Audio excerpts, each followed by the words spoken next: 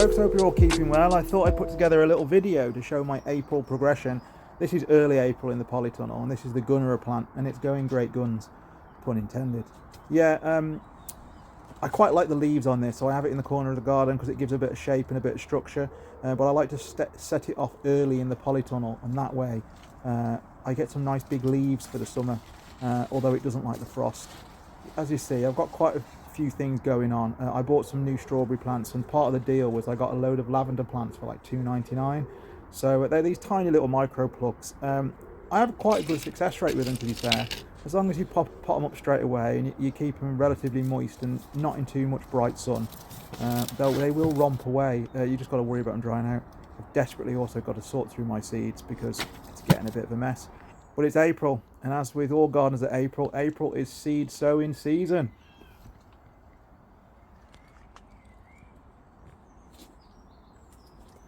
All systems sow. Yeah, I think I've got everything in now. I think everything you can possibly think of sowing in a garden, I've probably got sown now.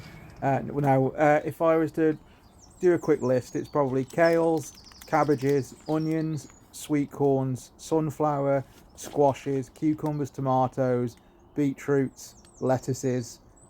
They're all in and they're going away, and in the next couple of weeks everything else will be going in too. It's not like the cold though, has it? No, it's not like the cold at all. You have to go outside soon, won't you, mate? Fend for yourself. Oh, potatoes doing well. Marigolds, bit of bubble wrap on top, they were fine too. In fact, other than a bit of a tomato disaster, which I'll touch on later, I've been pretty surprised how everything survived. These little cloches trays, they're an excellent find if you can lay your hands on them. Most of my seeds have been started in these, and the sunflowers were started, and as you can see, they got a really good start, as did the peas. If, like me, you have an issue with bees coming to your polytunnel, plant some flowers near the entrance, and that way, if the bees do get lost in your polytunnel, they will see the flowers and they will fly down to them and hopefully find their way out. So yeah, hope you enjoy bee cam. It was really hard trying to strap the GoPro to a bee, but to be fair, it took it like a champ.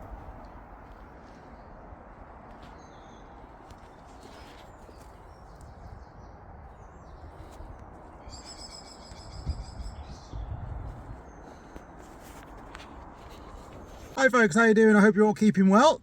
Yeah, it's a lovely day. It's a little bit blowy, but the sun's out. Well, the sun's out for Britain. By that I mean that. That's about as sunny as Britain gets, isn't it? Joke. We do have some nice summers, but if you get a bit of sunlight and overcast in Britain, then you're on to a good day. Yeah, especially after all the rain we've had. Anyway, I digress. So yeah, I got a bit of a busy day on today. I just got to pop around different places and do lots of different things. So for instance, I've already been up this morning, been to the allotment, which I'm on the car park now. Chickens have been fed, had a quick weed of the asparagus bed. I've put down some more newspaper and cardboard in one of the strawberry beds. Obviously fed chickens, walked chickens, fed the robin. What else have I done? That's about it really. Yeah, and just had a quick tidy round. I'm still waiting for the grass to dry so I can get the car down there to load up all the stuff to go to the recycling centre, because I can't walk it up and down. It's still quite wet. I had a look today and it's still wetter than I'd like to drive over it. So hopefully by the end of this week, if the weather stays like this, breezy and occasionally sunny, the grass will be dry by Friday. I can drive over it and I can clear my plot in a day and get rid of, I've probably got 3 car loads to take to the recycling centre. It's mainly wood, which will just get thrown into the recycled wood pile. There's a bit of metal, and then there's an old tractor tyre, which you probably remember from years ago I was going to grow in, then I found out how bad tyres were. It's best that the tyre wasn't down the allotment, and since then the allotment rules thankfully have changed, which means we can't have tyres down there now, which is really good. Even though I've got a tyre down there to get rid of, I still think it's a really good rule. So yes, and then I've got to go and get some tomatoes, because I've been rabbiting on there for 3 minutes and I haven't got to the point of what this video was.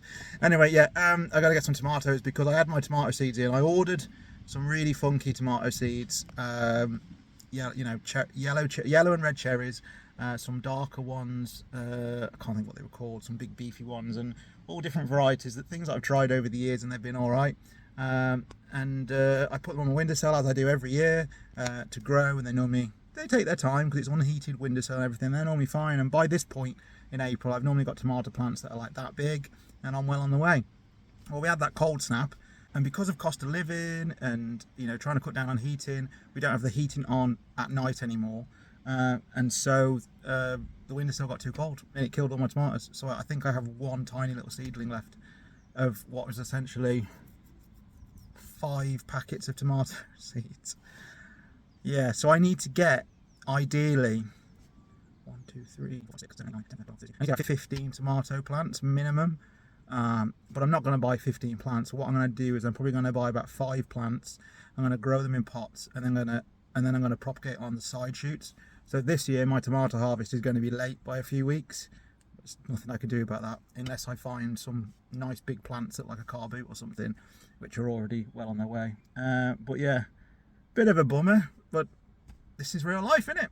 I've got to make sure I've got tomatoes in this year, because there's nothing nicer, is there, than a freshly grown tomato at like room temperature, straight off the vine. Oh, a bit of salt on it, a bit of pepper, a bit of sea salt, a bit of cracked black pepper, maybe some balsamic vinegar, slice of mozzarella, sprig of basil.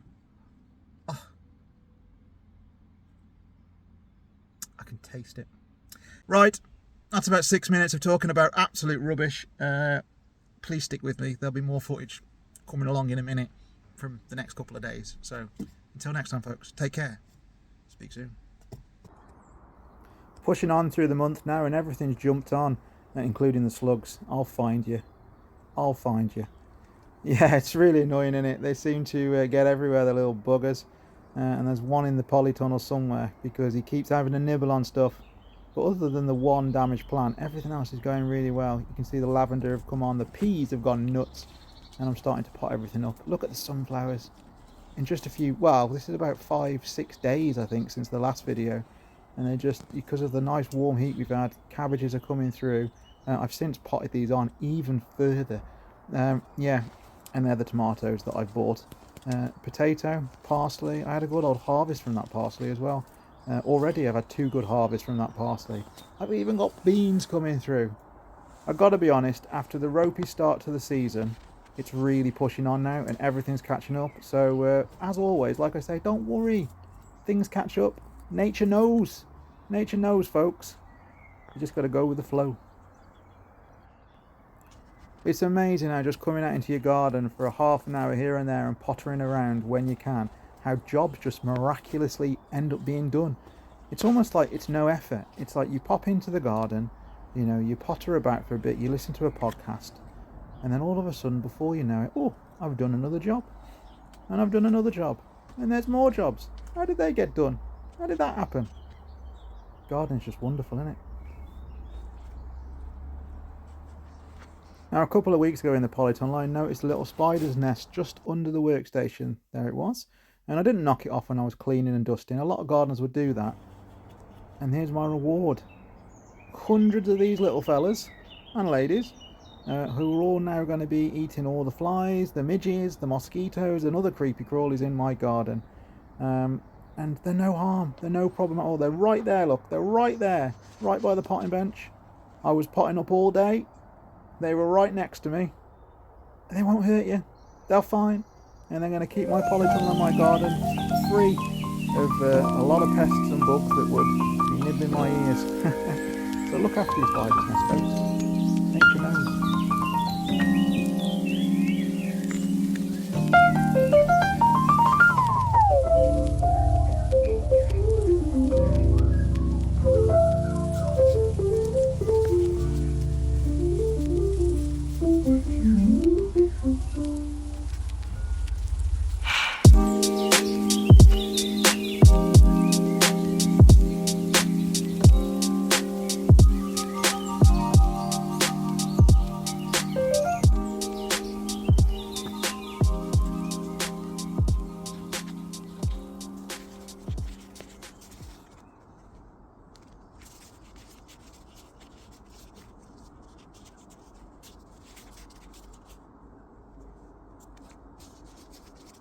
Is there anything more therapeutic and grounding than being outside, listening to the birds, potting up seedlings? I don't think so. It takes you right back to your roots, doesn't it? Pun intended. Oh, and there he is. Oh, there's one of them. I'm pretty sure he's not the culprit of all the slug damage in the polytunnel, but he did go on a bit of an adventure. He wasn't harmed, but he might have been flicked over the fence into the wasteland behind the house, where hopefully a thrush has eaten him. No, everything's going really well actually. Everything's coming along.